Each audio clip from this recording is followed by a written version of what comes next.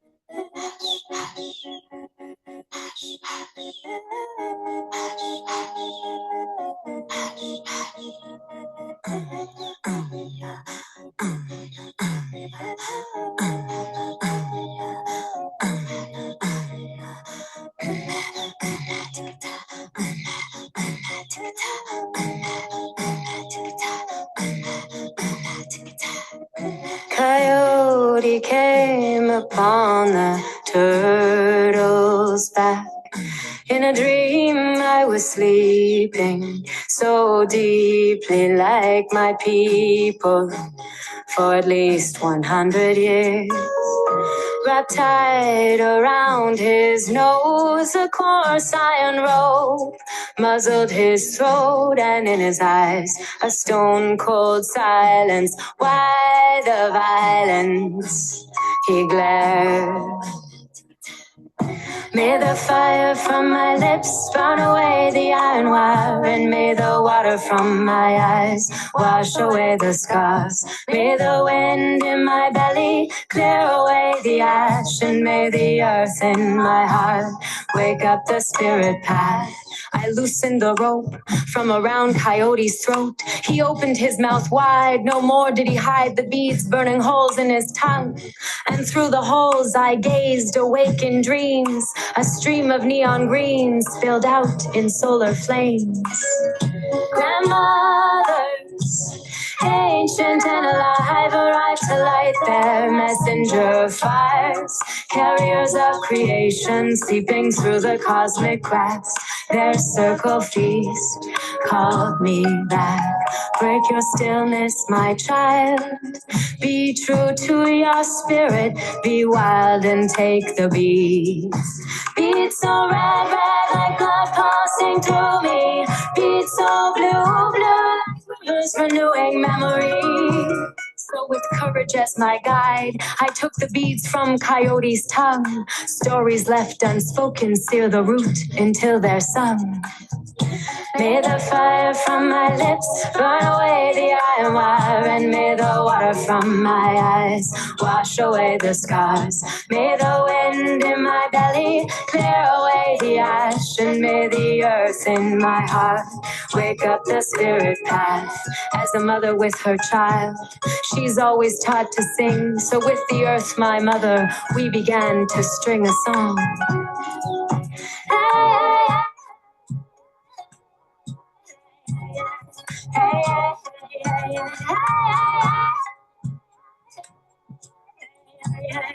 Hey, yo, hey, yo, hey, yo. As grasses grow, as waters flow, some beings carry no name, no name. We are their keepers, we must protect them like the land. They're not ours to claim.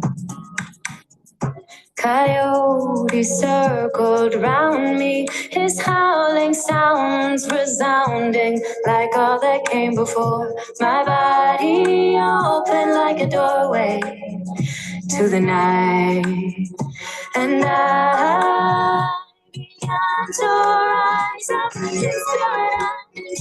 Suspended anti-gravity with roots reaching from my voice to where the silence dwells deep beneath me. Seeds glimmered as they listened, and rising a wild rose glistened, pale pink and prairie grasses. Medicines mend the inside so the violence can pass us by. May we be bigger than the shadow. Not just some consolation prize. And in the gifts of kinship, we thrive, we survive, we're alive. May the fire from my lips burn away the iron wine. May the water from my eyes wash away the scars. May the wind from my belly clear away the ash. And may the earth in my heart wake up the spirit path. May the earth in my heart wake up the spirit path.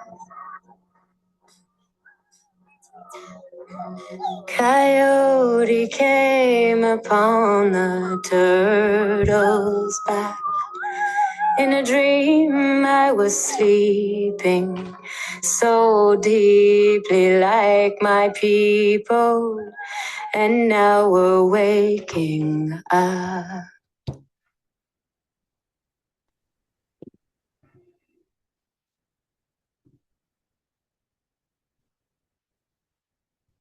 So does anyone recognize the last line of that song?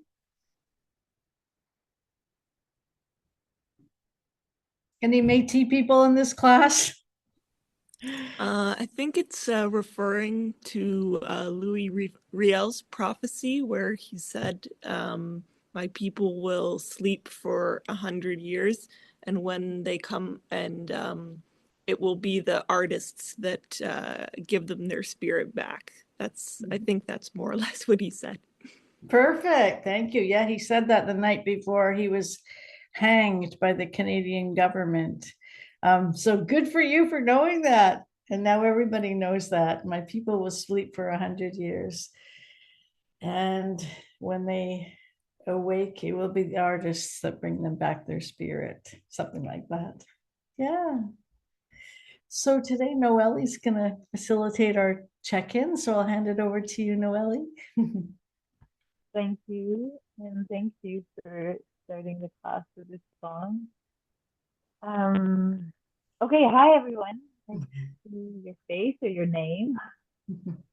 And so today's checking was going to be around like how your health plan is going, if you have any updates that you want to share, and if you've noticed anything in your social environment that's been helpful to you. And I thought I could start with an update from my health plan. And so what I'm doing is basically exploring like how I can respond when I'm in the presence of this man whom I know to have been and still be violent with his ex-partner and their son. And talking with Cathy earlier was saying how this is actually a quite common experience. Like most of us know people who have acted badly and hurt people that we care about. And so this whole question of how do we behave, and I think a lot too with the readings, like our collective social response to which is sometimes hard to take when you feel like everybody is just pretending like everything is okay. That's been really like central to my questioning around this. And so I'm focusing on this man because I'm meeting him often in arenas because both our sons are in hockey together. But this weekend it was the first like official game, and so my friend was there with her ex was also there, and we had this moment where we saw him come in, and she's like, "Oh no, he's gonna come and talk to me for sure." And so we decided that we were gonna move around, and we just like walked around the ice waiting for him to see where he was going to sit so we could sit like completely opposite on the other side of the ice rink so we wouldn't be in touch. But then we were like right across and she was saying like, she's like, and he saw us and he waved. And she has to maintain like good relations with him because she doesn't want to have, she wants to be able to have her son as much as possible. And he's just like he won't let the sun go when it's not her days if he's mad at her. So there was a lot of, it was very interesting for me to see how we could navigate this together, and we have different needs where I just want to avoid him and she needs to maintain this like good relations, but that we could do this together and talk about it and figure out how to do this together was like definitely a lot of um, food for thought and stuff that I'm putting in my journal and making me think about the different possibilities in how we can respond. And while it also felt like we were like running around, we were laughing. It was actually really funny and kind of fun to be escaping in this way and feeling really sneaky. So that's my update. Cathy, I don't know if you want to add anything to this. Yeah, like I just think of that framework that we're working with, like how you resist with your body. Well, you decide where you're going to stand in the space and how you're going to move and who can see you, what poles you stand behind, that kind of thing.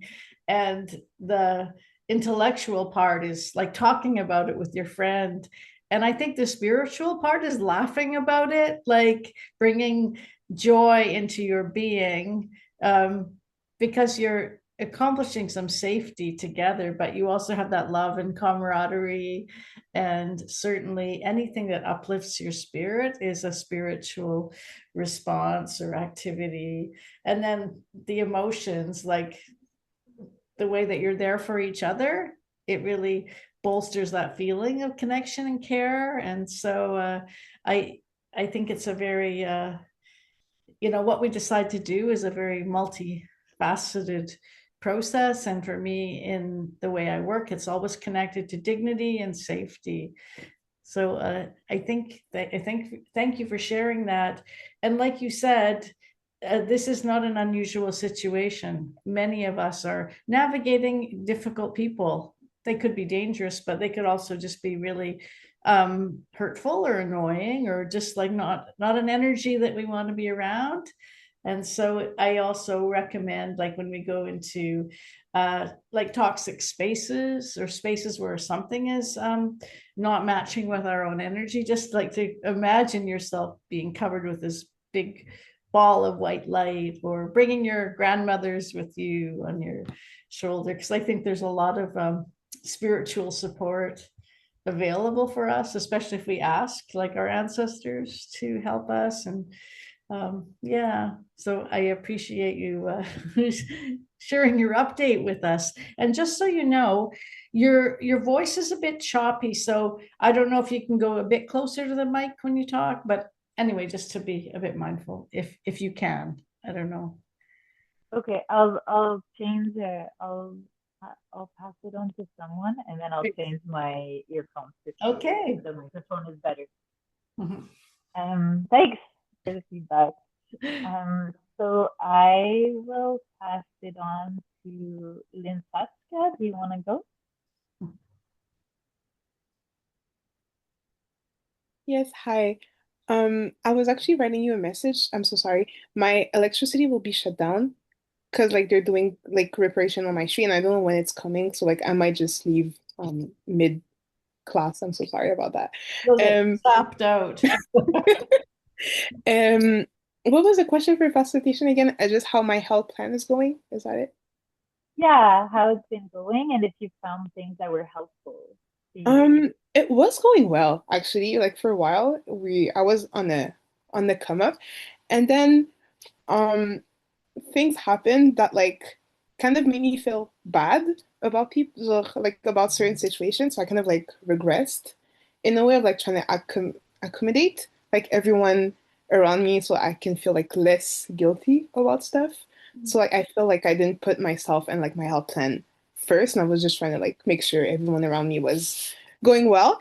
Um, and I kind of like realized that after a bit. So I started like to try to get back on track and like saying people like telling no or like putting myself first or like say like, oh, I had to do this, so I can't help you. So yeah, it's I mean it's been going bad, but I feel like it's going better since like I kind of realized that about myself and like actively tried to help myself and like correct the situation. So yeah, that's about it. Nice. And this speaks to the change plan models where it's that like relapse is part of it's a cycle, right? Where you're continually having to like get back into it. Thanks. You want to pass it on? Yes, sorry. I'll pass it on to Jackie. Sorry, I turned off my video. Hi. So my health plan is about art, just to remind everyone, and practicing art in a more intentional and daily way. And it's actually been going quite well. I think part of that is due to the fact that I'm a communications major, so some of my classes are art based, so I do have some projects that I have to do for school anyways, so that's already a good foundation to start. But to start adding more creativity into my free time, um, what has been helping a lot has been seeking inspiration outside of myself. Part of that has been trying to seek out art when I can. Like, for example, yesterday I was walking to the grocery store and on the way I saw an art exhibit that was free. You could just walk in and I didn't have a strict schedule to follow. So I just hopped in and looked at the art and it was very beautiful. And it was really interesting because it was done using very simple, minimal materials. So again, just a reminder that you can kind of practice art no matter what your materials are. And another thing that was really fun was this weekend, I was sewing like all the weekend because I'm dressing up for Halloween as the ending of Jennifer's Body when she's wearing like a really long dress that's like kind of disheveled. And I've never really gotten into costume making before. I've sewn some domestic items for myself, like little like clothing pieces or and stuff, but I've never really gotten into the more creative side of sewing. So I was doing that this weekend and yeah, so I've just been trying to broaden my world in terms of the art I'm looking at and in terms of the art I'm practicing. So that's been really great. Nice.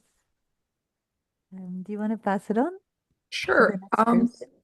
I'll pass it on to Noah. Hi. I just want to say, first of all, I love Jennifer's Body, and I'm so excited to hear that your costume is gonna be that. Now I want to rewatch that movie because I haven't seen it in a long time. Um, but yeah, for my health plan, I wasn't prepared to be called on so early, so I didn't prepare anything to say. But it's been going okay. But um, I mean. This semester has been really chaotic and there's always like it feels like there's always something happening interrupting me from like keeping like working on my plan, and I guess it makes me realize that that's just how life is, and you got to keep working on your plan and things are going to keep happening, so it's been a challenge, but it's um I don't know, it's making me realize things and like encouraging me to keep working at it, I guess. um, so I will pass it on to Ray.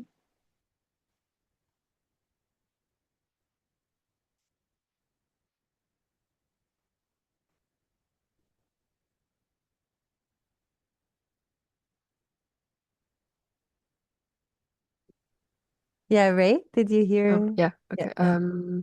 Thanks, Noah. My health plan is going okay. I am going okay, not as fast as I wanted to, but I will be receiving help from somebody. So hopefully that will accelerate the health plan, and it was part of my backup plans anyway to receive help from somebody else, so it works. Yeah, I think that was the main question. Was there any other question that I missed? Yeah, no, it's like if you have updates or things you want to share. I feel like maybe, yeah, also like um around this part where it's like when we write the plan and we're all like set to go and we have all the steps and then being confronted to things not going exactly according to plan. So yeah, if anyone has insights to sharing around how they're like working through that or finding help to support them through the like relapse or more difficult parts or slowness.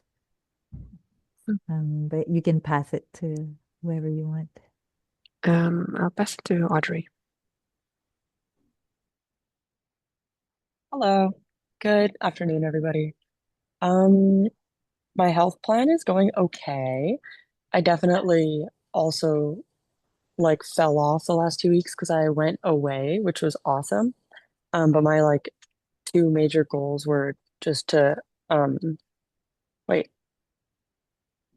I'll be more committed to like my fitness and building strength, and then work on my gratitude for things that aren't like things that I can own. Um, and I definitely wasn't exercising, but like it's all good. I was on vacation and I'm like already getting back into it. And I honestly was feeling really good about my progress before my trip. So that was awesome. I just need to like not beat myself up for any like regression because I don't think that's productive. And then in terms of gratitude, I've been pretty bad about practicing it like because my goal was to like write things down. But I've definitely noticed I've been thinking about it more. And like when I was away, I was thinking about it a lot, like just trying to sit and like if I was getting stressed or whatever, just be like, hey, this is crazy. Like everything is beautiful. Um, okay, it's confusing. Um, so I think there's been a bit of regression for sure, but don't, I'm not gonna worry about it because there's enough going on with school to worry about. And overall, I think, progress isn't linear, etc. It's happening, but I need to get back into it again. Um, and I'll pass it off to Sienna.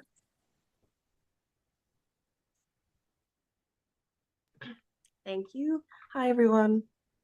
Um, yeah, my fitness plan, not my fitness plan. My health plan was to quit smoking cigarettes. Um, and yeah, it's been a challenge, definitely. I think after I wrote my plan outline, I was really like inspired and I was really like, okay, this is what I'm going to do to quit. But I feel like it's been hard in the past week to stick to it. Um, but there is one thing that I did with my coworkers at work um, to like kind of help the process. We decided to like only buy a pack of cigarettes together and then only smoke together at work.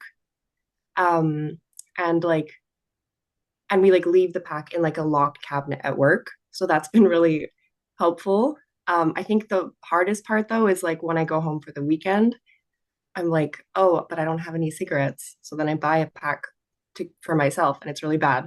Um, so I think it's just like got to get back on track and got to be um, more diligent and more like disciplined with myself. Um, but yeah, so far it's going okay. I'm just like really tired this weekend too. It was really hard to like wake up this morning.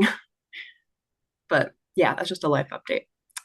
Now I will pass it on to did Valerie go? Hello.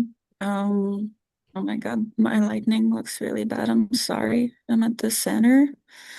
Um, My goal was to stop vaping, stop smoking, and I did stop vaping because 2 weeks ago it was my sister's birthday at my parents' place.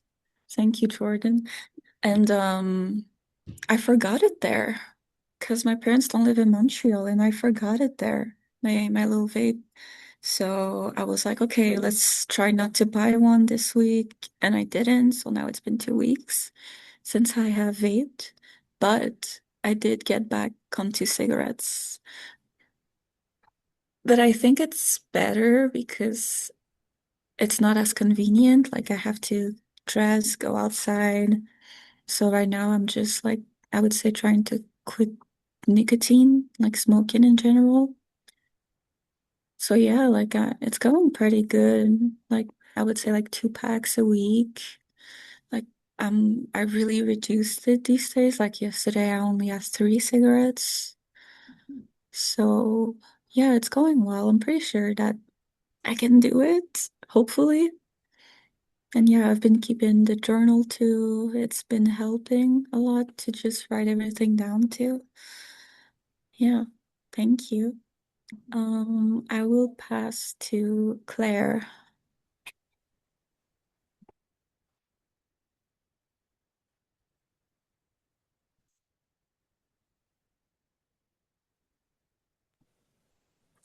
Hello. So for my goal, it was going well until it wasn't. I was kind of, doing pretty well, and then I sort of fell off a bit, uh, which was discouraging. But I'm just trying to like remind myself that that's, the change article that we read and how that's um, very, very normal. Relapse is kind of part of the process. So it was going well, and then I kind of, yeah, fell off a bit, and I'm just working on kind of getting back on it and not focusing too much on the fact that the relapse. So yeah, it's going pretty well, I think, all things considered. As far as general life updates, I went to see during reading week, I went to see the Kent Monkman exhibit at the Fine Arts Museum, and it was really cool. So that was fun. And yeah, I will pass it off to Christina.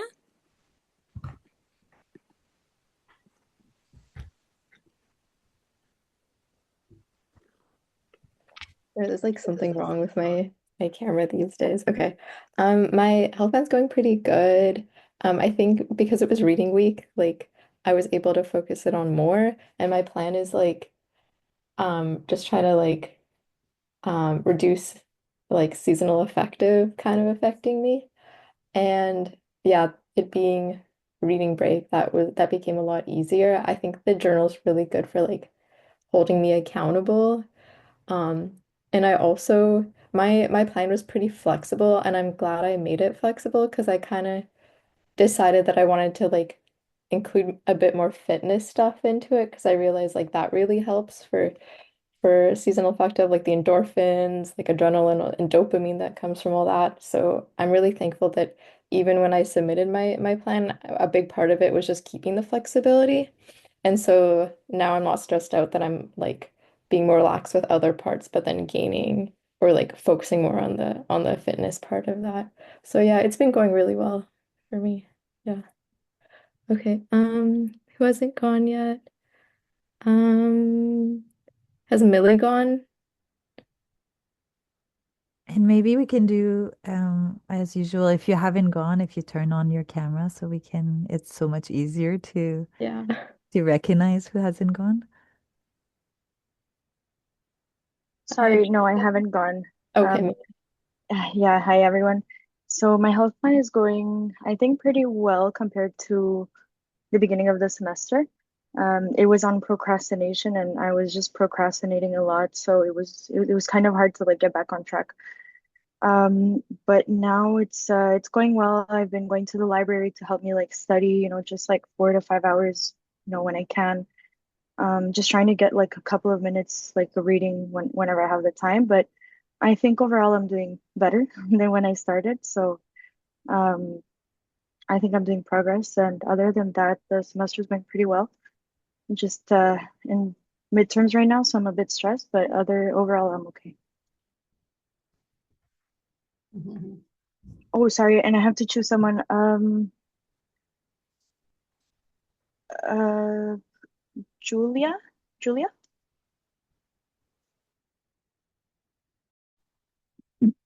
Hi. So my health plan focused on kind of improving my nutrition with a goal of eating more protein. I think it's been going pretty well. Obviously, I wasn't really able to focus on that over reading week. I just got back from Ireland about 10 hours ago, so I wasn't really able to have much control over my nutrition there. But prior to reading week, things were going pretty well, I think. I got in the habit of meal prepping, which was really good. I made a chicken salad that was really good. It had a lot of protein. And then I made some butter chicken as well. And then, yeah, I'm just working on learning more recipes to go with that. I think I'm gonna try to come up with some more steps for my plan as well because I kind of just like jumped in head first and kind of ignored some of the like steps that we're supposed to like build up. Um, and so I think I'm going to try to kind of maybe add some goals to also like include like working out and stuff to make sure I still stay consistent with that. Um, yes, but after going to Ireland, I feel not as well off financially as I was before. So uh, I'll have to focus on making some meals that are more affordable than I was doing before. So that'll be a bit of a challenge. And especially with midterms coming up, this week will be pretty busy for me. I have two midterms and an assignment due within the next 3 days. So I'll be working on that. But then after that, I think I'll be good to kind of get back into the routine of things. Yeah. I will pick. hmm,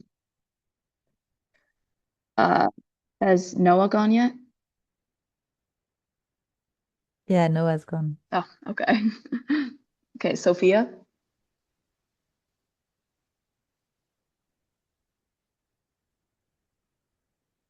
Sophia gone yet? Sophia, you there? Hello. Hey. Hi. Sorry. I'm having trouble with my mic today, my camera as well.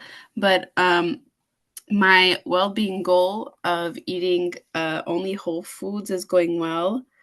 Um, I've been journaling about it. Sometimes it's hard, especially since I've had a lot of family events and everything, and like obviously, like well, not obviously, well, but sometimes like the food is not what I'm eating, so I'm just trying to like manage with that.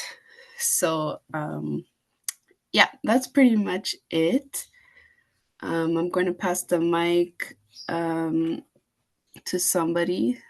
um, has Matina gone? Hi, everybody.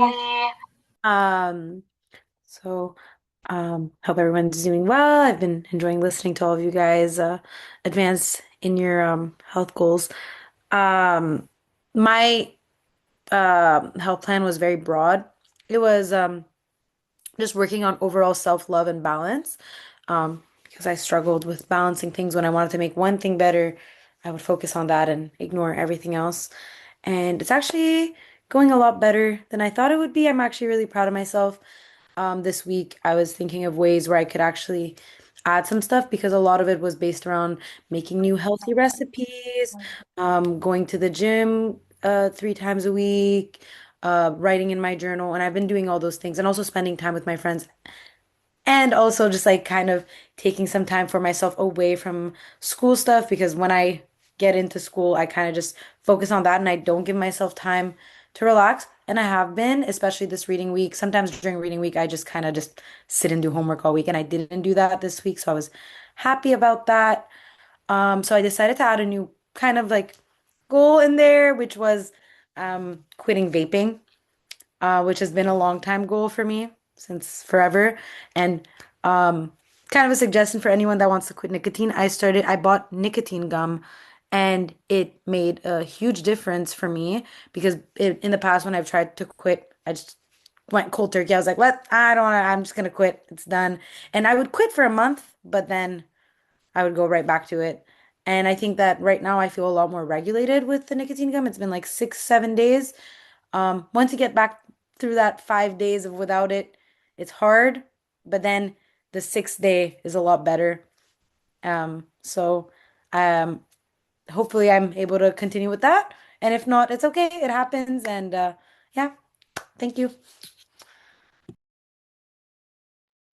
Thanks, Bettina. I love the help across the class that can happen or the support, the interclass support. And do you want to pass it on to anyone? Um, Meadow, have you gone yet? Hello, can you guys hear me? Good? Okay. Yeah, I'm enjoying listening to everyone's progress. And it's nice to hear that I'm not the only one who's having a little bit of a hard time. Um, but I am, welcoming and giving myself grace that it's not going perfectly. Um, and I feel like from the beginning, I also didn't um, put as harsh of guardrails on my goal, which makes a difference in how I approach it as well. But yeah, I don't know, kind of having a little bit of a harder week because it's been busy with midterms and all of that. But I'm just trying to get my body moving. And yeah, like I said, it's nice to hear everybody talking about theirs. And it's giving me, what's the word? Giving me like inspiration to keep going on mine. Yeah. Who hasn't gone? Bidemi? I don't know if you've gone yet.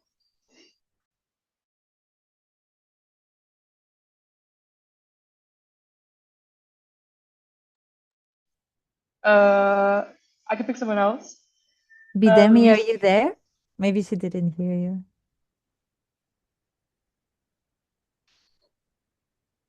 Or we can Maybe. circle back to, Yeah. yeah, okay. Maybe Louisa. Louisa.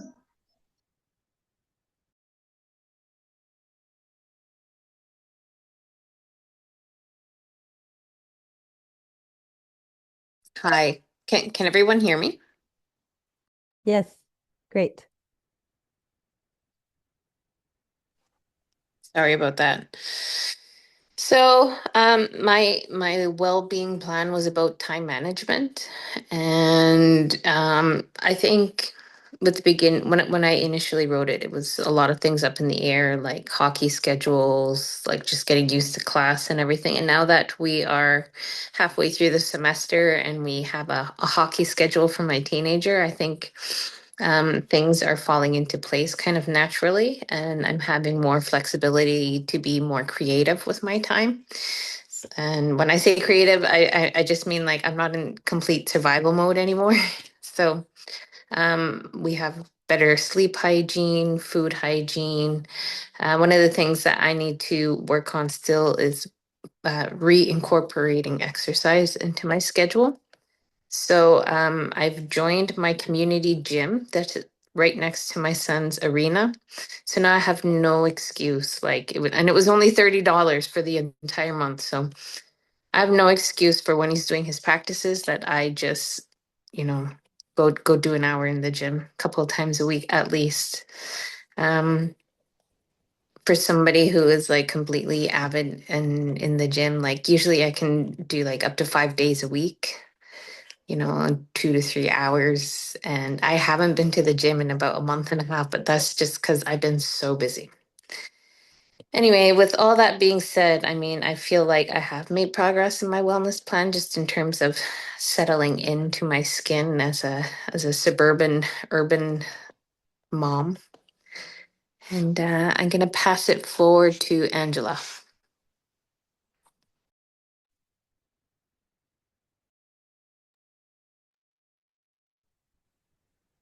Can you hear me?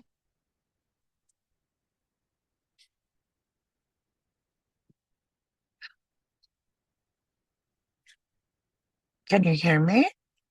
Hi, Angela. Yes, we can. Yeah. Okay, good. Well, my health plan progress kind of been slow.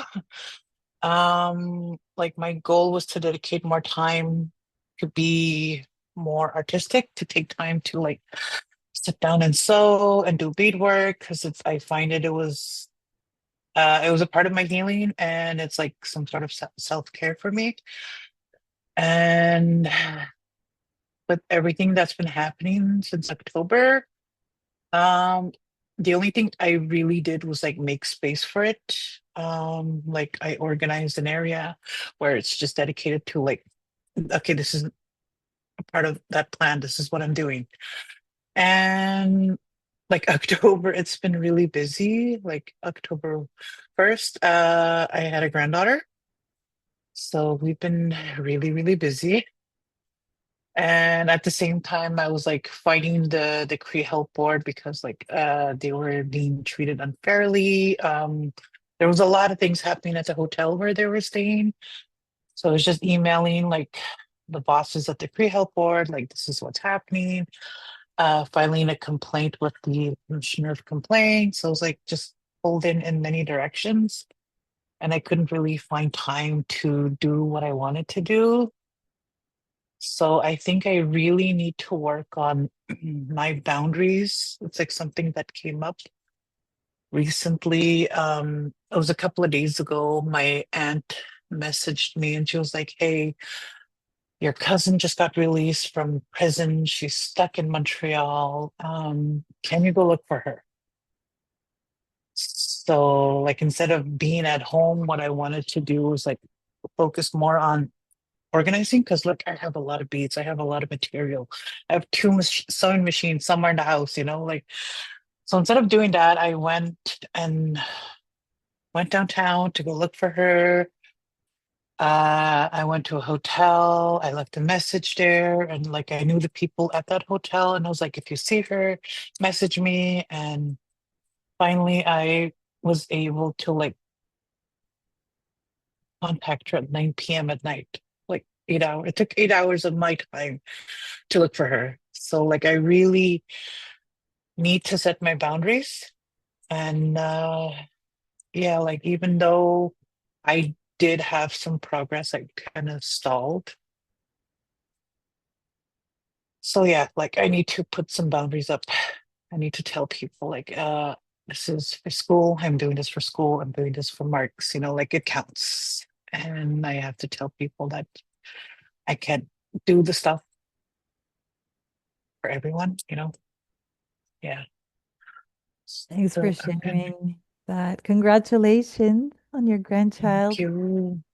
And I think you're raising like a really crucial point where it's looking after ourselves, and then sometimes we get caught in looking after others, and like that's never easy to be split into between all our responsibilities. Um, yeah. Good luck with setting boundaries. I'll let you pass it on. Can anyone who hasn't gone turn on their camera?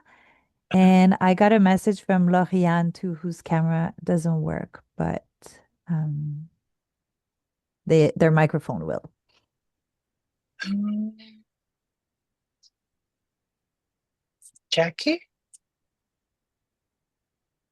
Jackie has gone, I think, already. But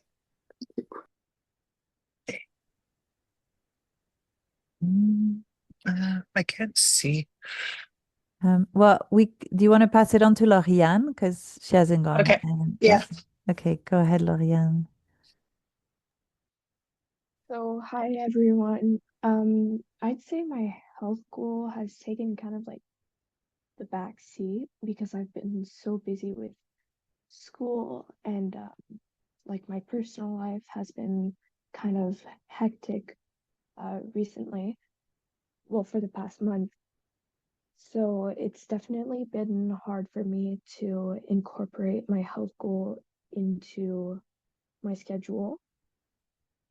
So it kind of like it started off well, and then I just like regress like everyone pretty much. Not everyone, but a large majority. Um yeah, I'd say it's been quite difficult for me to continue the health plan given like the circumstances of my personal life right now.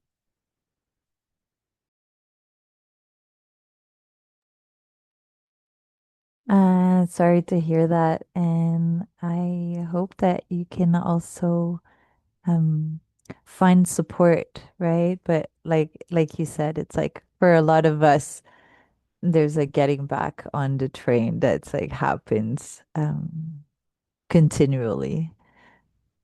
Is that has anyone else not gone? I think Jordan hasn't gone. Yeah, Akira has right. gone, and there's a few others here.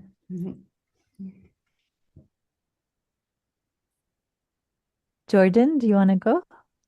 Yeah, sure. Thank My health plan has been pretty good. It's more about nutrition and eating proper foods, so I can gain more muscles in the gym.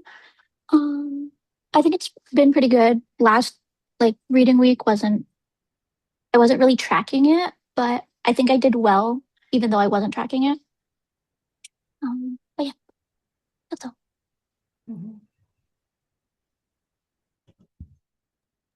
Thanks. I don't know who hasn't gone yet. Akira hasn't gone? Yeah, I'll just go. Okay. Hi. So my health plan has been okay. I was away for 2 weeks, but while I was away, I was thinking about my plan and also like keeping in mind because I was like having to speak another language in where I was, and so I was like, okay, this is like very interesting because now I can like incorporate my plan. So my plan is to learn like my mom's language, and it's like a I guess it's like really not old, but it's a not very common dialect, which she speaks. And so it's been a bit, not very difficult, but it has been a bit difficult trying to find certain resources. But I've been finding what is like good enough by like starting off by like small words. So like for example, like different fruits, different vegetables, like things that I see that I'm like, oh, okay, like what word would this be? Um, that's it. Um, Definitely hasn't progressed in I also, yeah, I mean, it hasn't progressed in the ways that I wanted to, but at the same time, I'm not like pressuring myself to be a fluent speaker either, because it is learning a whole new language, um, that like takes time, obviously. So yeah, I'm happy either way. Um, yeah. Nice. Thank you. I see Nicole. You still haven't gone? I mean, my health plan has been going okay. I chose also to do with language. I'm trying to improve my Italian since I come from Italian culture. I mean, with reading week, I was really just like with a lot of extended family and my friends. So obviously when I'm with my friends, I'm not practicing as much. And even with my family, like I'll try to speak as much as possible, but obviously I'm not fluent, so sometimes I find myself stopping and like trying to think of words, and then I switch back to English because it's just easier for me, but it's more just a matter of improving and practicing my communication. Um, and but yeah, overall, I think it's going well. Like I understand almost everything. It's just like I said, speaking, I find myself struggling searching for words at times, which is normal because I'm not fluent, but it's going good. Thanks, Nicole. Anyone else?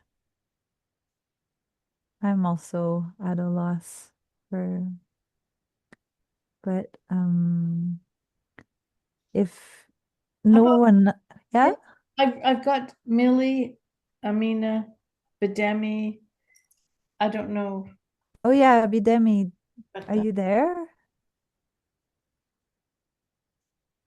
It's true, you wanted to circle back to you. well, I can go and then we can transition on. Um, thanks everyone. And if you show up and you haven't gone, let us know because we do want to hear from all of you if you feel like it. And I can't see anyone now except for Noelle. I guess everyone's camera is off. I'm not sure. But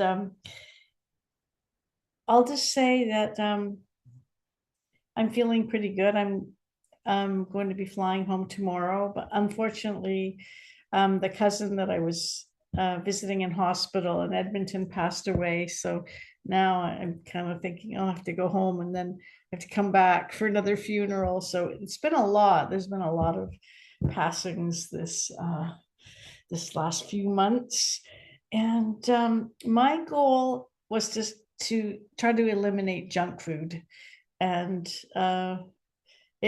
it's going okay. I didn't have a great day yesterday, but I think just noticing how good you feel when you do eat like fruits and vegetables and whole foods, like your body really feels good as compared to when you eat processed foods. So I'm just trying to let that be an inspiration for me. And I wanted to talk a little bit about my book. So I'm just gonna see if I can turn off my background actually, so you can see it. And I'll just talk for like 5-10 minutes. Oh yeah, there you go. And then I will give us all a little break and then we'll come back and do some activities. Thanks, Noelle. Yeah, so this book I wrote because I wanted to document my family's history living in Uranium City in the north.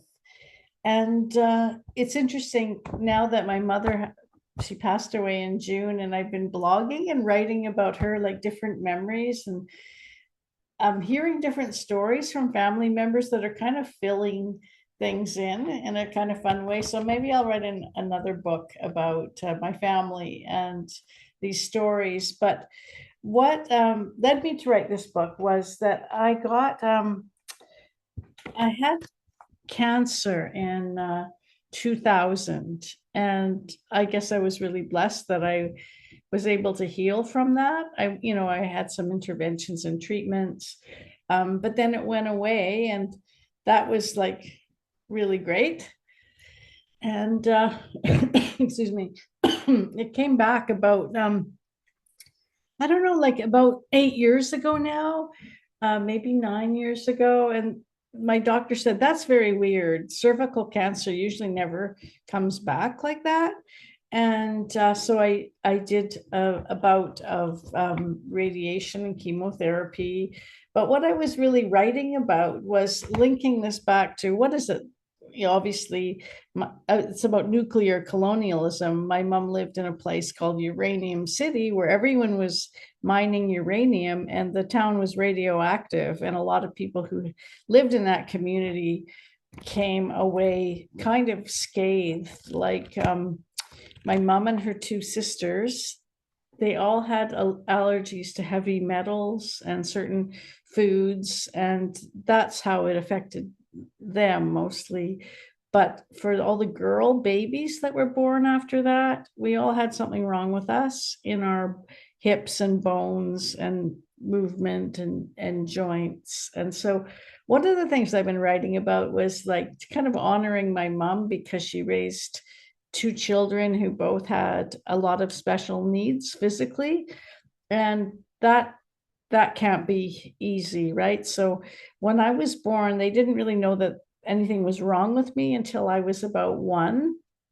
And then they went to Toronto Sick Kids Hospital, it's called now. I think it was called Toronto Children's Hospital. So when I was about 1 years old, I had both my hips replaced, and I think the first baby to have this operation. It was named after the surgeon, who was Dr. Salter.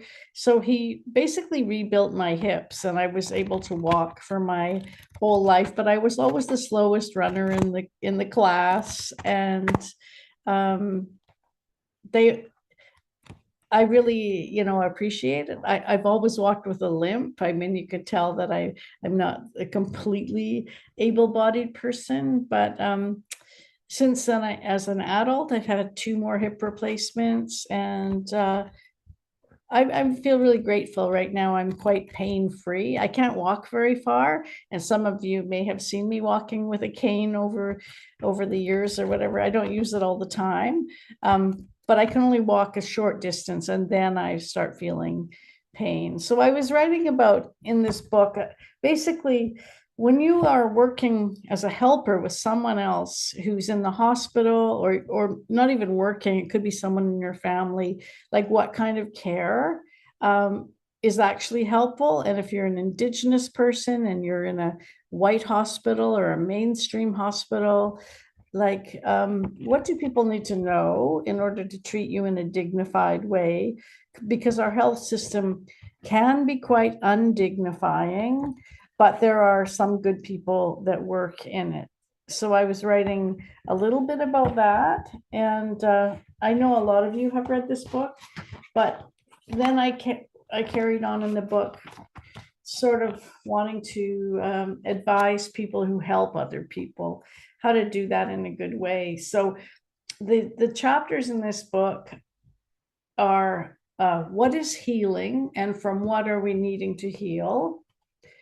A journey of healing from cancer, identity as a path for healing. And I'm really happy to hear that some of you are trying to learn your familial languages. Like that's a really identity strengthening process. And I think, while we're living here on the earth, having roots to a culture and relearning that culture, yeah, it could make you feel like a part of something. And the feeling of belonging is, it can be important.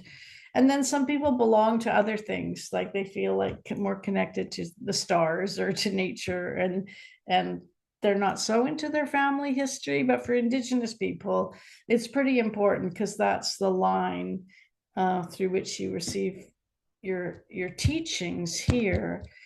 But we also have a belief system that says that, sort of like Coyote, I guess, that you can, if something's been lost, you can dream it again. And we're always dreaming new knowledges. And so if you look at all the technologies that we have in our lives right now that, we didn't have when Noelle and I were young, so many new inventions.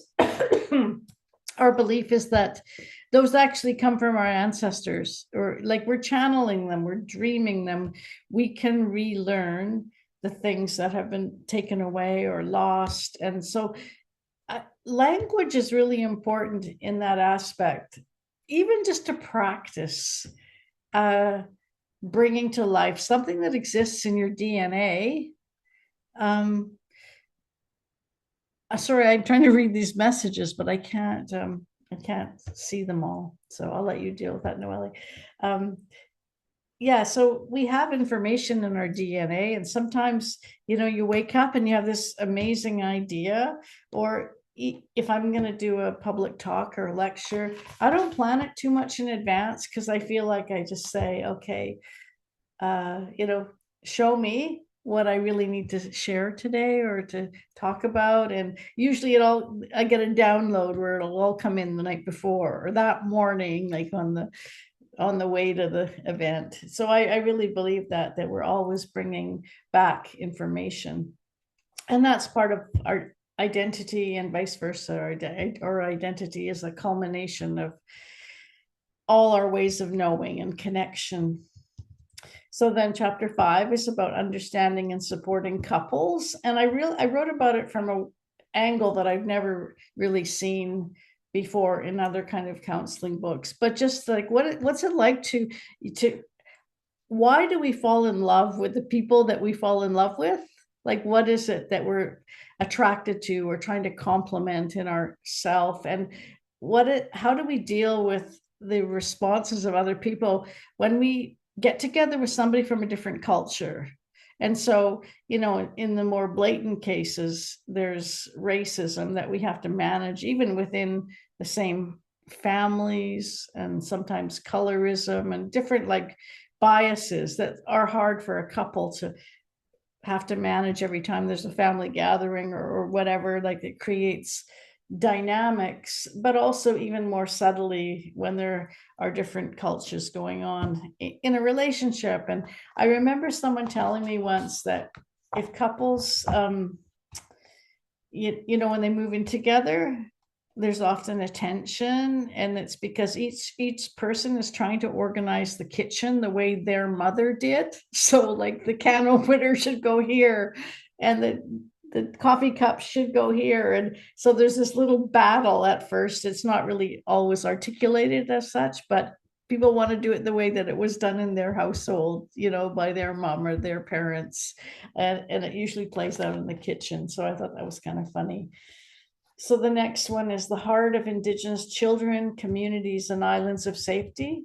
So that reflects a lot of work that I did around planning for safety, like Noelle's talking about. When in families there's somebody who's making other people unsafe, and how to bring people and have together and have conversations that increase the safety. And it's so important for Indigenous families, because the mainstream social workers or child protection workers are so programmed to just remove children and not to actually help families solve problem and improve their functioning. And so that's why it's so important that we kind of know how to do it ourselves, to keep the state out of our lives as much as possible. So incorporating rituals and ceremonies in the counseling process, and I'm going to talk a bit more about that in a minute. Land is life, and completing the circle. So I bring in the idea of response-based practice and how that's been helpful for me. And one of the ways it was really helpful was when I was writing my PhD, my dissertation, and it had to do with identity, Métis identity and culture, and how people see themselves and how people are treated. And it was really clear that when I looked at all the lifespan and child development literature, there was hardly any literature that talked about what does it mean to grow up and develop yourself in a context where your people are being oppressed every day. You meet racism at school or in the health system, or you're negotiating this all the time. And that's different than people that grow up in a dominant culture where they are the dominant culture. But it wasn't spoken about in the literature at all. And later, the closest literature that I found was like children who grew up in war zones. So they talk about that, and of course, very pathologizing. Oh, it's all about post-traumatic stress or whatever. But there's so much more to say about the knowledges that people develop when they have to deal with adversity or I'll just say a racist society, like every day. And that those knowledges are important and they're shared and they can be celebrated. And it's kind of the same with, today, oppression against LGBTQ, two-spirit, gender fluid people that don't like just fit in. But traditionally, it's been applied or relevant for Indigenous and racialized people. So those knowledges that you're having form part of your identity and who you are in the world and what you know about yourself, that kind of thing. So I hope the book was meaningful for you. So I'll invite us to take a 10-minute break now. So if you could come back, I guess at what is that, like 10 after? So go get a coffee or a bathroom break or whatever. And then I'm going to go into it a little bit deeper and then show you a video. Okay?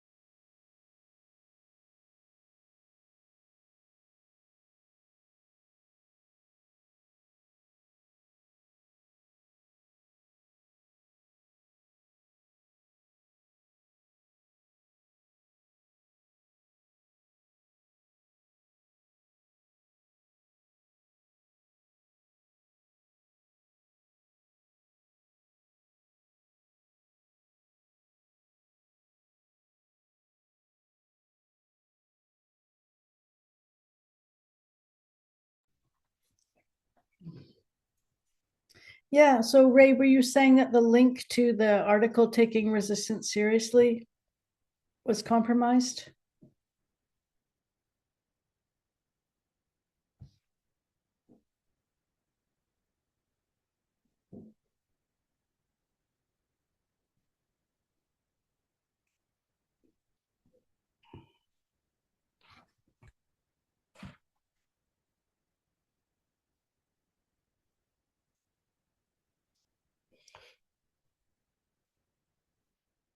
Anyway, if somebody can't access the article called Taking Resistance Seriously, I will try to get another copy or another way to get that to you.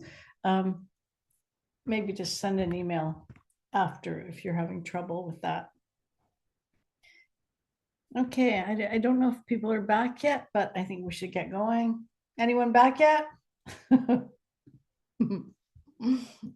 Hi, Audrey. Yeah, so I want to talk about ceremony. So I have this chapter here. It's called Incorporating Rituals and Ceremonies. So this is sort of like in the counseling process, but basically I also mean in your life or in classrooms. And I think you've all set a goal, and it would be good for, I think, to think about, so when this class is over, or when I've reached a certain point in my goal, how could I celebrate that? And I think of a colleague in Vancouver, Vicki Reynolds, and her work on community counseling and solidarity. It's just so amazing. I just love it so much. And she works supporting frontline workers who work in the fentanyl crisis and on the streets in Vancouver. And her writing is just so grounded in social justice and reality, basically. And she reminds me a lot of the importance of ceremony. And she has a process called supervision of solidarity. so she would say, we all need a little solidarity team. You could draw a circle on your paper and write in the names of people who you think, like right now, who's on my solidarity team. Like if I really need to talk to somebody or I need some backup, like Noelle's friend there with the husband who has been using violence. Obviously Noelle is on her solidarity team, and she probably has a few others in that circle who she knows she can call on, for anything, and to rant and to just cry or get support. Like if you don't have that, I mean, it's hard to suddenly create it for oneself, but it is actually really important to think about, like, who's on my team, and if I were to celebrate my goal, who would I want to come in and witness that in whatever way? And so, there's traditional steps in ritual and ceremony, certainly coming together, witnessing, sharing, and offering, or one person shares what they've been through and the other people offer reflections, feedback, always with positive connotation. And like I said, food or drink or something to really celebrate your achievement. So in my life, after I got divorced, I said, I need to celebrate this. In our culture, we celebrate the beginnings of everything. And it's like in mainstream culture, I feel like it's an immature culture in the way that we don't like the ending. Like we love cooking and eating, but we don't like doing the dishes, and we celebrate marriage, but we don't celebrate divorce typically. So I had an unwedding, and I planned it like a wedding, and I invited my friends. Well, I handpicked sort of my solidarity team, and I had on a nice dress, and I planned what we were going to do together, and so I had a cake. We sat in circle together, and I told a story of, like, the ending of my relationship and marriage and some of the things I'd been through. I thought it was quite hard. Of course, it's hard for almost everybody in that kind of winding up of a phase of life and getting ready, like, to start a new one. So for me, I was thinking, I'm getting married to myself. I'm cutting those cords to this other person and I'm putting them back in my own heart. So that's kind of how I framed it. And so I talked, and people shared reflections, but some people wrote things for me that they read out. And it was just really beautiful. And I'm going to read one of the poems that somebody shared with me, my friend Alan, and then we're going to watch his video. But yeah, I think you could start thinking about, at what point am I going to be proud of the accomplishments I've made so far? Your goals will continue long after this class, but you've made some progress, and even becoming mindful about it and observing yourself, witnessing yourself, trying. It's a new stage. Like before, maybe now and then you'd think about, oh, I should really stop this, or I should really start doing this. But then we'd sort of put it aside and get on with life or whatever. But now you've taken both an observer and a person who's living life, and a person who's observing yourself living life. And that kind of reflection, I think it's really important, and it makes us a much more interesting person, right? People who can reflect on their process usually are much better with other people, and people prefer to be around people who are reflective. Yeah, because we just take care to be like a good community member. So this poem, yeah, my friend wrote me, and I published a number of the letters and things that people shared. So I just thought I would share one. And you can also invite people to write something for you and share it. And this is a poem. It's called Loon. And it goes, Loon, the last one out. She shoves away the tangled shore and makes for the wide lake. The lake receives her perfectly and folds before her swimming.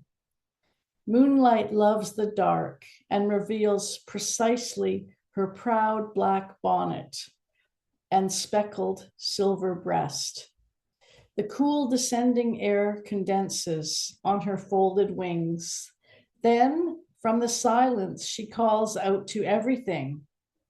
The deer shrugs in its grassy nest. The owl waits. The cedar tree bends in its arms. The grandmother smiles. In the cabin, a woman stirs, rises, turns away from her worn bed, pauses by the window, dances out the open door on tiptoes. The last one out, she shoves away the tangled shore and makes for the wide lake. The lake receives her perfectly and folds before her swimming. Moonlight shines only in the dark and reveals precisely her incandescent dignity. I thought I was really touched. I thought that was very sweet. So Akira, I was going to ask you, because I saw something you posted about your ritual process on social media. So I thought I would ask you if you would like to prepare a little ceremony to open our class next time. Yes, I may. That would be so beautiful. Thank you. You're welcome. Yeah, so we'll be on Zoom, so whatever works in that sense. Thank you. Yeah, so I wanted to just share an interview or whatever you call it, I guess the little podcast that I did with Alan Wade. And so Alan Wade and myself and Shelley Dean have what's called the Center for Response-Based Practice. And our work is focused on helping people recover from various forms of violence, and it's aligned with social justice and dignity and safety. It's not aligned with psychology. It's not about talking about things that are wrong with the person, with the victim's mind. It's not about talking about trauma or deficiency or anything or illness. It's about looking at what people already know and do. Basically, that's what we are interested in. And so I interviewed him about how he sees resistance and how everybody resists mistreatment in some way through their responses. So I thought I would share this with you. And so I just have to set it up here. Well, hopefully I can. Okay, one sec.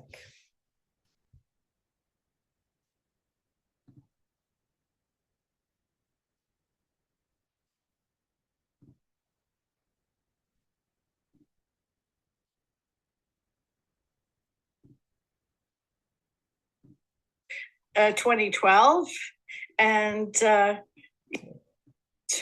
violence in the context of their homes and family life.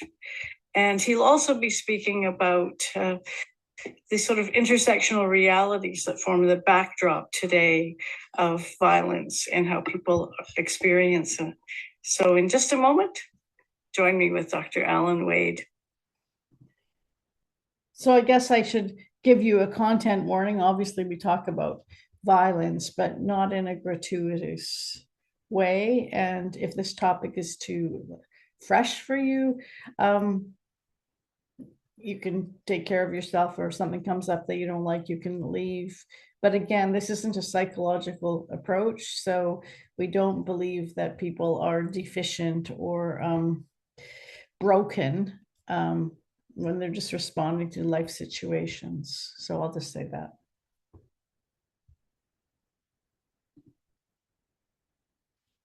So, hi, Alan. Hi, Catherine. How are you? Good. We're back together again here. I've been working with Alan since around 2012. And response-based practice has gone through a number of, growth spurts. And I think we've arrived at some really interesting analysis these days. So as we get into that, Alan, would you like to start off talking about this idea that you coined a while back, that whenever people are mistreated, they resist in some way? And the resistance doesn't always stop the violence, due to power imbalances, but it serves to preserve the person's dignity and try to maximize safety. So for women and children who are maybe escaping violence in the home and maybe ending up in a shelter, would you like to talk a little bit about how you see that the women's resistance and maybe the children's resistance in this kind of context? Sure. Yeah, I had been working in our field, doing counseling, therapy, whatever you want to call it, for a while. And had never occurred to me to think that people had been, A, responding, or B, that people had been responding by resisting different forms of violence. So I kind of came upon that reality accidentally at first, interviewing people who'd been subjected to many different forms of violence.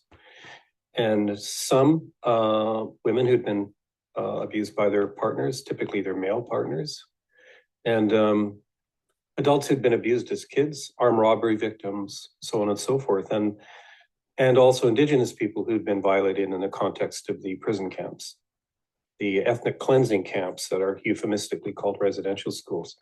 So I first started to hear about that accidentally, and I think it's because I started to focus in more detail on social interaction.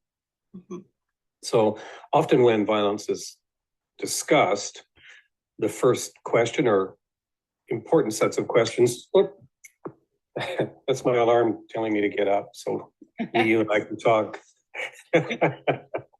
So the first set of questions becomes about how did that affect you, or how did that impact you, or that kind of the thing. And so in a very interesting, quick way, those kinds of questions move away from the event to its aftermath.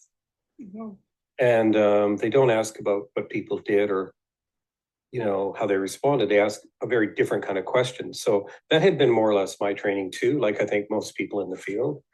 But when I started to focus on social interaction, something different began to happen in the conversation. So when someone would say, well, this guy sort of, suddenly approached me and told me to give him my purse. And then in the context of a robbery, then I'd be more likely to ask the question, think about that as an interaction. One person's trying to rob another. And if you're looking at it interactionally, then you want to know, well, what did the victimized person do? How did they respond? What happened? So I started to ask those questions, and immediately begin to ask those questions. Number one, they're new to the person. Typically, they haven't really necessarily been asked that question before. Once they begin to think about it and say, well, I backed up and I thought, okay, I'm going to have to memorize this guy because I'm going to have to give a description later. So people will begin to describe things that they did, that ways in which they responded that can become understandable as forms of resistance. And so that was really the first step into that kind of way of thinking and working for myself. And of course, many other people have been there before me. And so one of the people I started reading right after that was Liz Kelly, the English feminist sociologist, but also James Scott, Domination in the Arts of Resistance.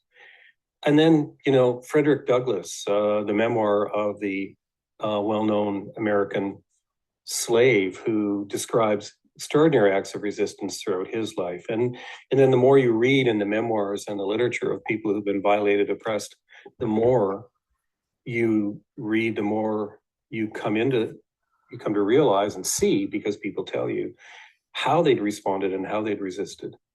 So I went from never having talked about that or even thought about it, thanks to my training largely, and thanks to my relatively privileged life, not having to think about those things or face those things, to suddenly beginning to sort of trying to understand that actually resistance to violence is ever present.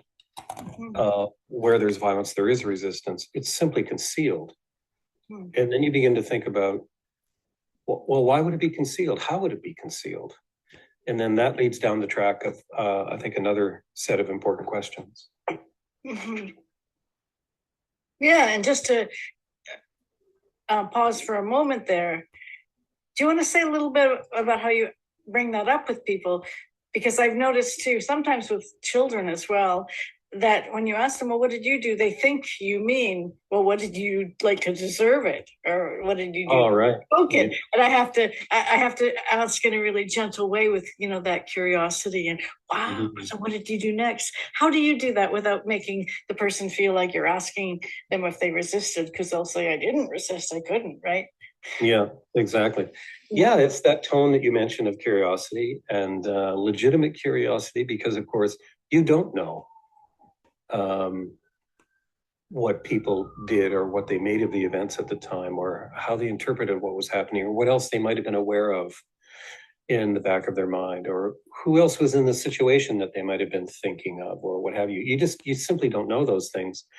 So knowing that you don't know is a good place to begin. Yeah. And then having that, not a question about, oh, how did you resist? But I often will say, gosh, that sounds horrible. I mean, where were you at the time? Or was anyone else around? Or so I begin to kind of create a bit of an image of the scene, as it were. Who's around, and then begin to ask, so when he did that, when you could see that he was getting really, really worked up, do you mind if I ask, how did you respond at that moment? Do you remember? Like, what did you actually do? Yeah. That kind of thing. And so then you kind of move into the event in a slow and safe way by getting a picture of it. And then you depending on their age and what they're telling you and how well you know them and safety and everything else, then you can begin to ask that question and it's ordinary language, it's soft, it's gentle, and it's about social interaction or about other ways the person responded. So you can ask, oh gosh, so do you remember, how did you actually respond in that moment? Do you remember, like, what was going through your mind? Or, do you remember, like, what was your body saying to you in that moment? Or do you remember, like, how did you know this was really dangerous and it was going to get worse? And so then you begin tapping into kind of the pre-existing ability or competency or agency of the person, rather than sort of introducing categories like effects and impacts and so forth. Right. Yeah. It's funny to think about, we used to call it like we got reptile vibes, and kids will say, I got my spidey sense. Like you detect when something's kind of creepy or not right, hey?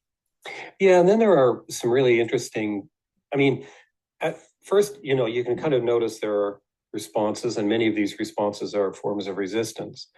But many of the things that we would now call, you and I and our colleagues and lots of other folks now, that we would think about as forms of resistance, have been called negative effects or impacts for a long period of time. So one example would be being really terrified or being really sad. That being sad is often seen as something else like depression, or being really terrified is seen as anxiety. And these things are often talked about as effects or impacts of violence. But if you ask questions about, wow, how did you know to be sad? Nice. How did you know to be afraid? That was very clever, to be afraid. How did you know that you needed to be afraid in that moment? Then these, powerful and often negative in the sense of painful, worrisome forms of suffering become understandable as competent responses, perceptive, meaningful, not as negative end states to be treated and removed, but capacities inherent to the person that need to be honored and supported. So that sadness in response to extreme sadness in response to violence is as we say often, a symptom of mental wellness. Something to be understood as meaningful, not as a negative end state to be eradicated. Yeah, so much is linked to dignity. I remember as a child too, this thing of extracting remorse. So if you were getting a spanking, which is legal now, but if you said, "Oh, that doesn't hurt," you get more. But if you started crying, they would stop. So it's like, how did you know to cry? Well, I knew that my dad would stop if I started to cry and say I'm sorry. It's thoughtful. Yeah, and there exactly. And then there's we have, like you're pointing out, we have this experience of emotion. Let's say we might feel really terrified, but then you can ask, so he pointed the gun at you, and gosh, that must have been, what was that like? Oh, I was totally terrified. I thought he was going to kill me. Yeah. Right. And so did you let him know that you were terrified? Oh, God, no.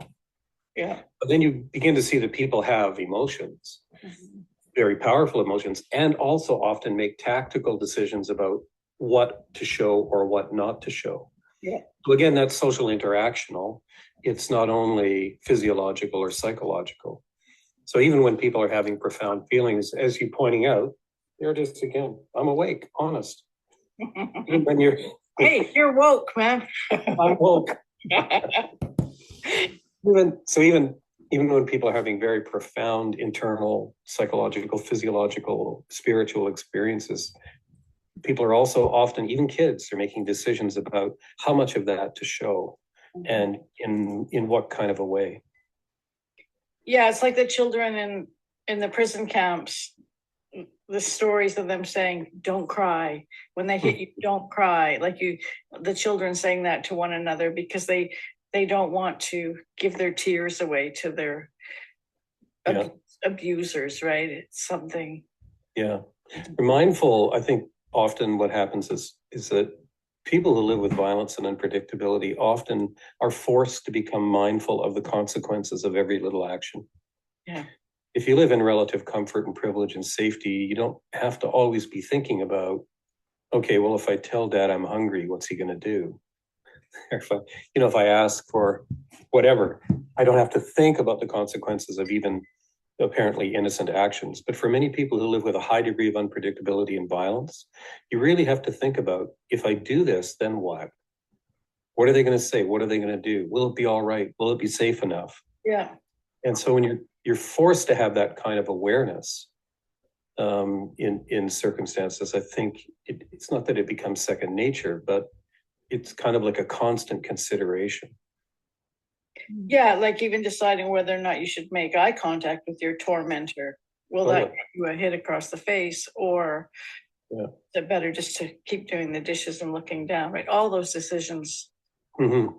And that they are decisions, even if they become so routinized and habitual, because the person understands over time. It's like Czeslaw Milosz in the book called The Captive Mind.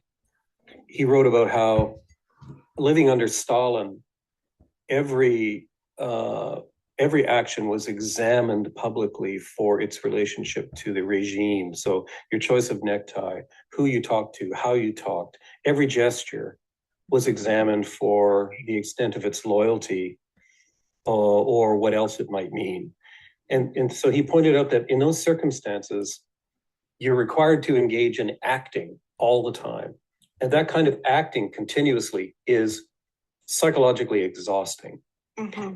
So one of the things you may have to do is adjust your thinking, that is, sort of enter yourself into a role so that you're in this role or in this way of being, so that you can kind of carry out what you have to carry out, carry off the appearance that you have to carry off without having to constantly think about it.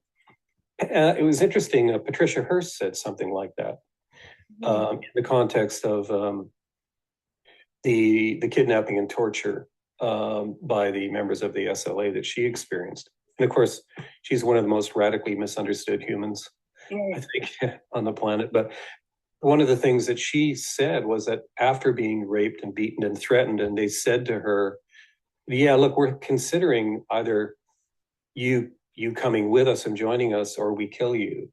So you better think about that. Yeah. But she said at that point, she realized I had to adjust my thinking to theirs. Basically, I had to make their way of thinking my way of thinking in order to pull it off. And I think for many people that can become part of what you have to do when you're present to the people who are harming you virtually all the time. Yeah, and like you say, that can be so misunderstood, especially by people that live in relative ease. But one example that you could comment on is how a woman will interact with her tormentor if she knows that children are in earshot, and how that's different if there's not a child or someone else they need to protect in the house, right? Yeah, exactly. So I don't want the children to hear me being raped. I don't want him to be yelling at, I don't want, to talk to him about certain things that the children may have done or not done, because I don't want him getting angry at them, and also coaching the children and trying to help them be safe and understand the circumstances. And sometimes, unfortunately, that gets understood as being not protective or being brainwashed, to use the language of the Stockholm Syndrome, or having internalized the oppression, or having, sort of subjugated yourself to your tormentor, when for many people it's precisely the opposite, really. You have to be so clandestine, so tactical about the things that you're doing to create some level of safety, at least maximize the level of safety that might be there, so as to protect yourself and other people. And that's in circumstances of ongoing violence and oppression, where the offender is present to the victim virtually all of the time. That becomes, I think, as you're pointing out, a really important thing to think about. How has this person managed the constant presence of a person who's a danger to them and their kids? How do they manage the unpredictability? How do they manage the isolation? How do they, as we wrote a number of years ago, so the responses of and resistance of the victim are always relative to both the strategies of the perpetrator and the actual and possible social responses they might receive or have received. So, for example, the offender has been isolating you, driving you away from family and friends, and doing their best to humiliate you. So then, how do you preserve your dignity and endeavor to retain some contact with people who are meaningful to you and can help you? And then if some of those people have somehow got the idea that you choose abusive guys or whatever it might be, how is it that you find people to retain connections to who don't blame you?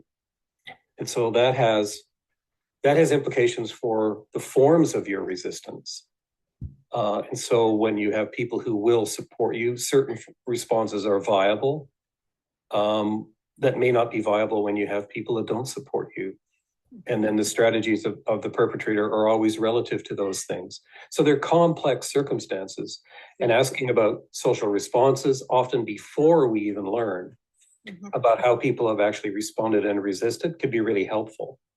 So I find myself doing that increasingly, asking the beginning of interviews about, okay, so, your partner this is not the first time, this is the second time child protection has been involved in your life. And so, who was the first person you told about this happening? How did they find out? How did that go down? What happened? And then you're trying to figure out, did the person feel supported and understood and listened to? And did they feel they had some sense of autonomy, or were they blamed? Were they told they were a non-protective mother? And then what implications did that have for how they responded to the perpetrator from then on? Or how did that influence how they responded to service providers the next time? Right. Then you can begin to understand, if you have that background of social network and institutional responses, then you can ask more sort of better aimed questions to try and get at the nuance of their responses.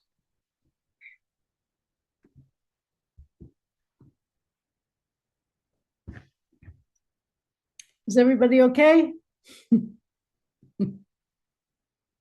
I see 4 people. I see Ray, Noelle, and Audrey. So, does anyone want to offer a reflection about what we were saying in that video?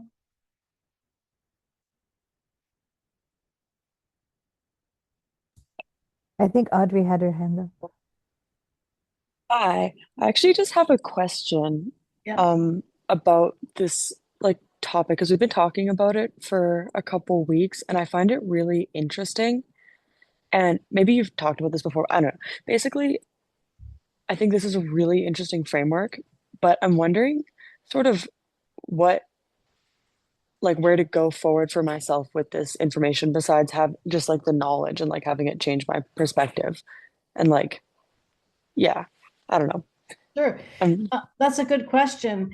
And so, in terms of the goals that we're setting for ourselves, if you can think of, yourself in the context of your life and the social settings you find yourself in, like interacting with family or school or work or whatever, you might ask yourself, so who am I going to tell that I'm trying to, quit vaping, or that I'm working on this health goal? So you might not tell anybody, but if you are chit-chatting with people and you have friends, you might share with somebody that you trust. So one of the questions is, who would I decide to share personal information with? Like, what makes a person safe enough to be able to trust that they could take it up in a good way and actually maybe be helpful or supportive? And then you look at the social responses around. So when I told people, or when people found out about my goal or whatever it is that I'm doing in life, that they might have opinions about, how did they respond? And so in the cases where people respond positively to you and encouraging and in a loving way, one of the things that they can do is they don't offer you advice. Like, unsolicited advice is actually a negative social response, even if they're well intentioned, because when other people give you advice, the implication is that you're not smart enough to know this already by yourself, because if you were, you'd be doing it already. So I have to tell you. So there's a built-in critique of your intelligence in unsolicited advice. So, yeah, so who am I going to tell? And when they find out what I'm doing, how do they respond to me? And in the cases where we receive negative social responses, like we're mocked, we're not taken seriously, we're not believed, people say, oh, that's silly, why are you doing that? That kind of thing. We're more likely to feel dejected, unsupported, and less encouraged to move towards our goal. So we're actually more likely to fail when we don't have positive social responses from other people. So in cases of like everyday systemic racism, for example, if everywhere I go in the day and interact with people, they treat me badly or differently because they know I'm Indigenous or whatever, then that becomes a lot of heaviness to carry. But I also have to interact and think in advance. Okay, I'm going to go to the bank, I'm trying to get a loan, but I know that there's this racism in Quebec, so how should I dress, how should I act? So we have to do that kind of thing with every person around who we interact with to reach our goals, because we know that kind of systemic oppression might be enacted in this everyday interaction. So that's how one way you can think about it. Is that enough for now to be helpful, Audrey? Louisa? Yeah, I mean, I know you came on strong with the trigger warning there, but I can't help but be triggered because, like that man said, he's speaking from a privileged point of view, and he's lucky that he's never had to experience any kind of domestic abuse or violence, or he's coming from an exterior point of view, which is fine. I mean, but it's hard for me to process his words from, because they're objective, because it's coming from what male privilege because he hasn't experienced it. So it's like, yeah, he knows a lot of things in theory, and I'm sure like he's practiced some of it in, through his counseling, through his work and whatever. Um, but anyway, I kind of understand about why you showed it to us in terms of like how we can use this information moving forward.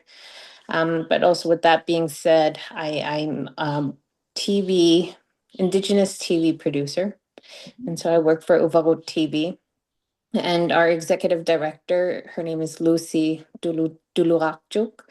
She is she's an amazing Inuit producer. And right now, she's releasing a 6-episode documentary about women against violence and women who've survived domestic abuse, through a series called Aknapik.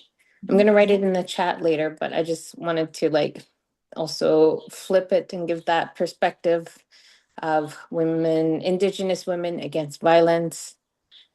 She is Inuit and it's mostly Inuit based, but she does talk about other Indigenous nations and how they can incorporate into their lives. But, from a less white patriarchal point of view, I'm going to contrast it with Indigenous women against violence perspective as well in the chat. So I just wanted to give that. Thanks.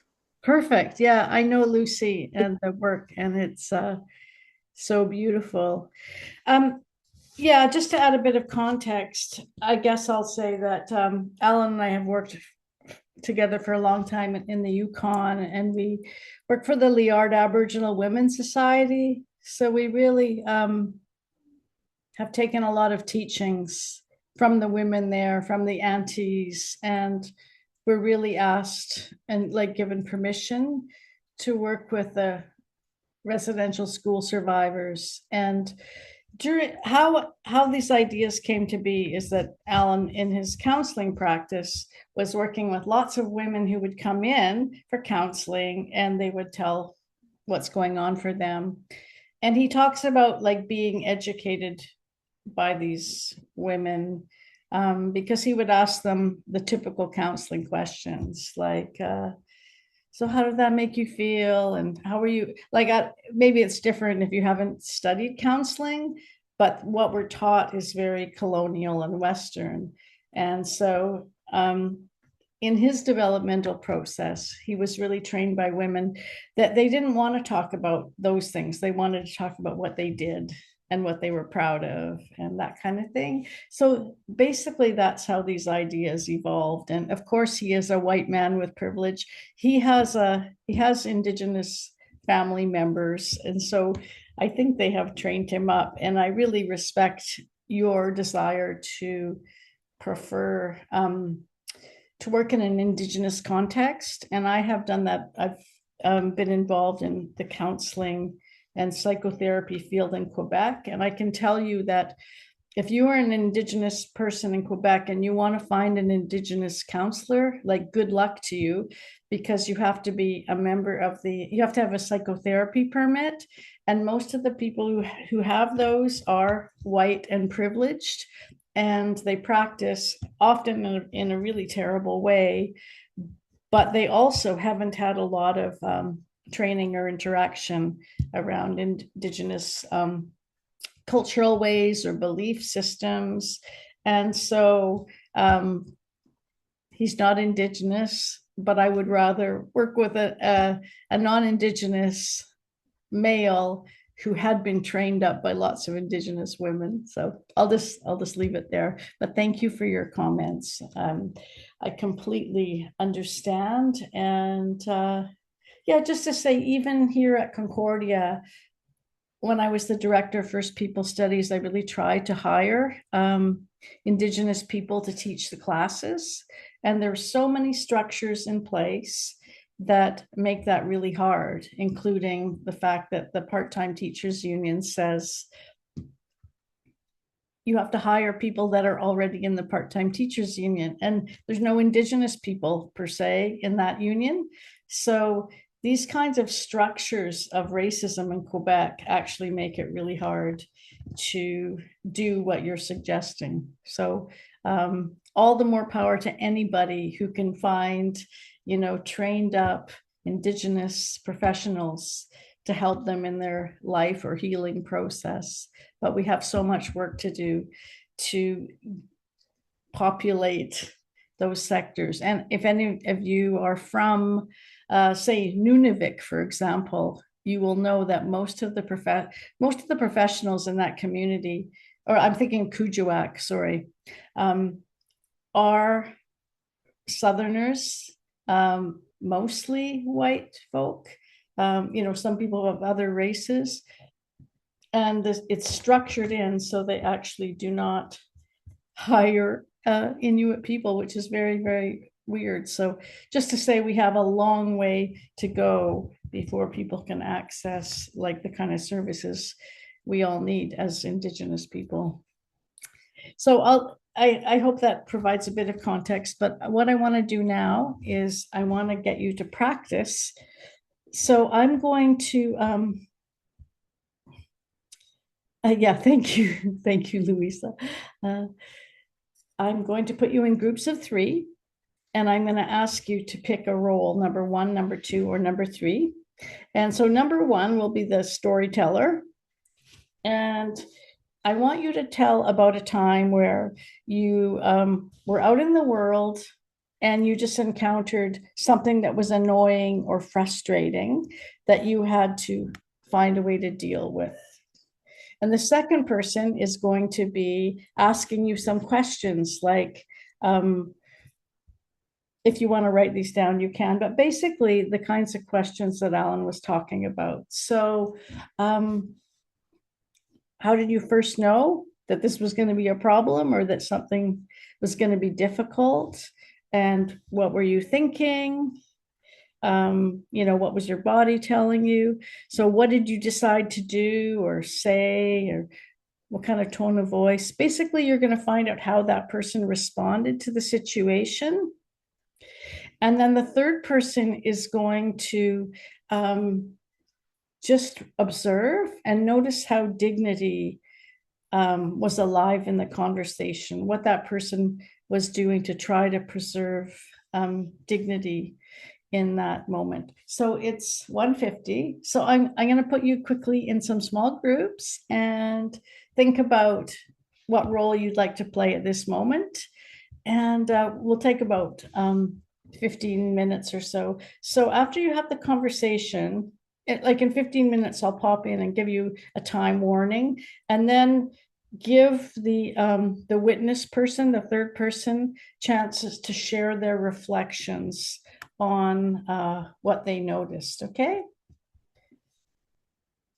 And just to be clear, Yeah. there's no rotation. Like the number 1 person like stays the story giver. Yeah, it's not people taking turn in different. That's right. There's not really there's not enough time.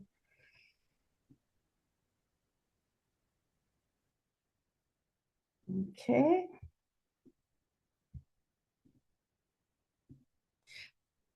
I don't know. Amina, are you here?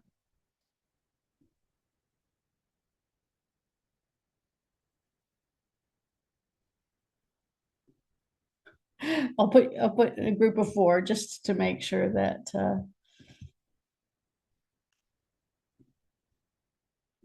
so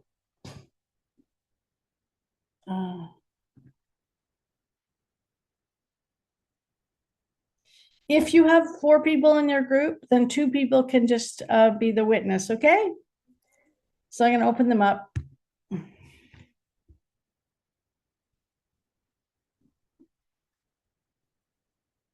There, I'll pause the record. Go. Yeah, just a quick summary that in typical Western psychology, we ask how you were affected or impacted.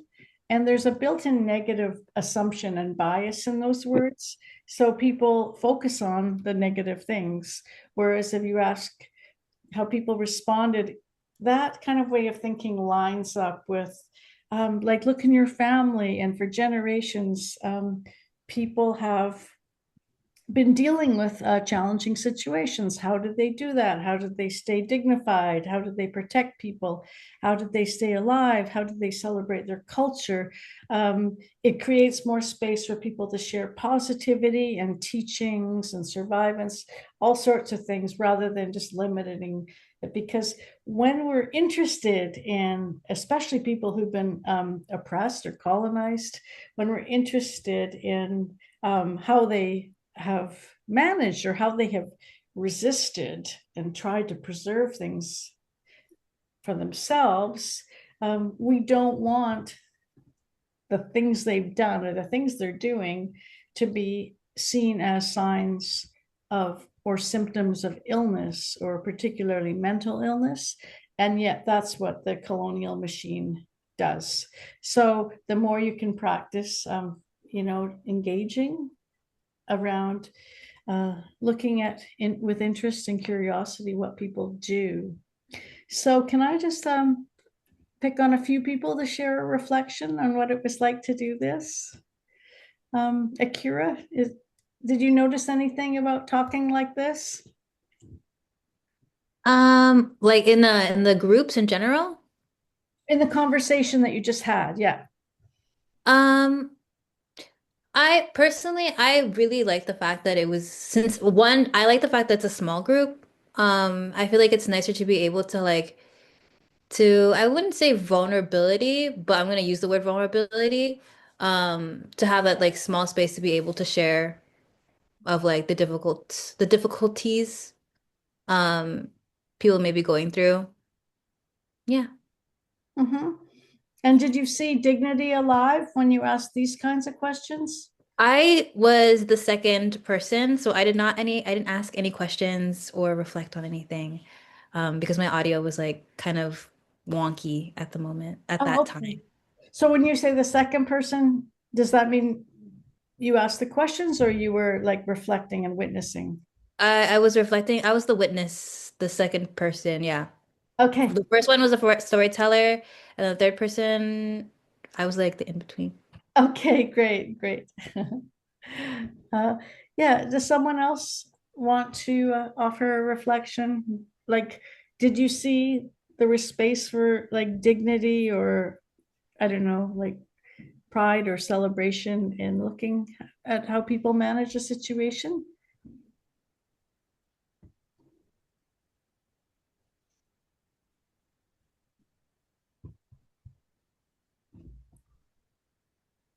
I think it was kind of, I mean, it was kind of difficult to follow the instructions because we couldn't remember what the prompts were. I just remembered, okay, so the instructions were there was a storyteller, and then the two people who were reflecting had to, um, kind of along the lines of how that guy was talking in the video, how he responded. And so I was just kind of thinking, okay, well, maybe did somebody else remember the prompts? None of us could really remember the prompts. So it just ended up being like a venting session of me. And then yeah. So Well, that's great. Like you were responding to what you perceived as an adverse situation and you got to talk about that. And so like that's a value too, right? Great. Okay, let me ask one more person. Sienna, do you want to share something?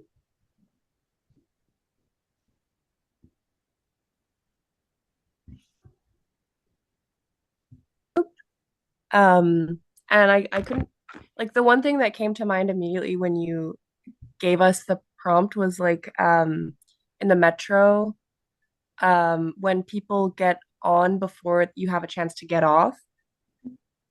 And so I was the storyteller, and Noah was the question asker, and then Matina was the witness. Mhm. So, um, like, would I share even though I was the storyteller, or yeah, Just or anything that stuck out for you, like as being interesting or helpful or not helpful, or oh, yeah, yeah. okay. Um, yeah, I thought it was interesting. We kind of like went all over the place. Like after I shared, we kind of like the conversation took like many different turns. Mhm. and we started talking about like, I don't know, like the contrast between like living in a city versus like a small town. Um, and also like why it's frustrating when people come on the metro before you have a chance to get out.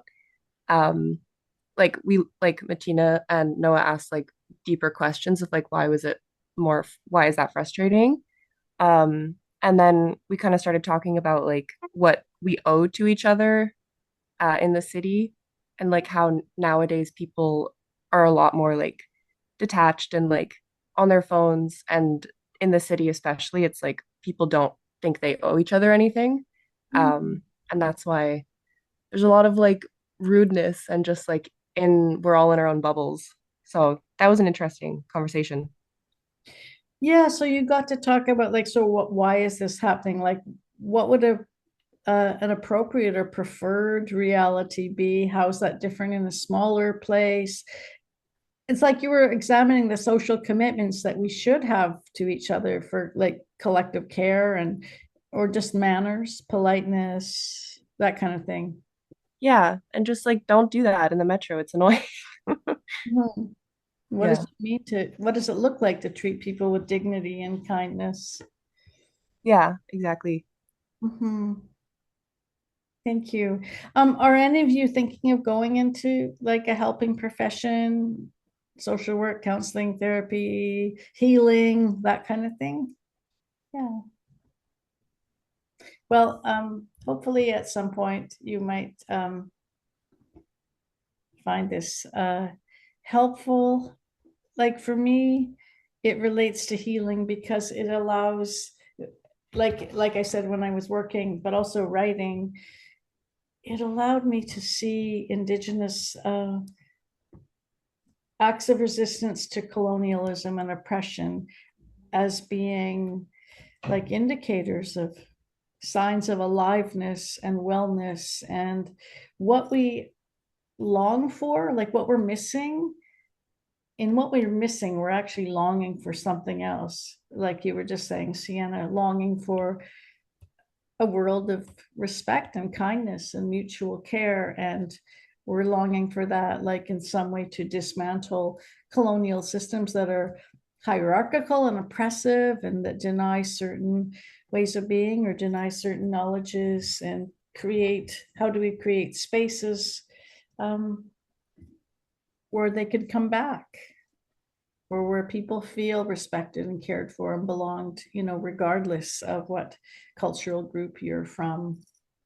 So we'll just leave this with you, and you can see if it's helpful for you in reaching your goal and looking at how you manage the social responses that you get. And it's beautiful.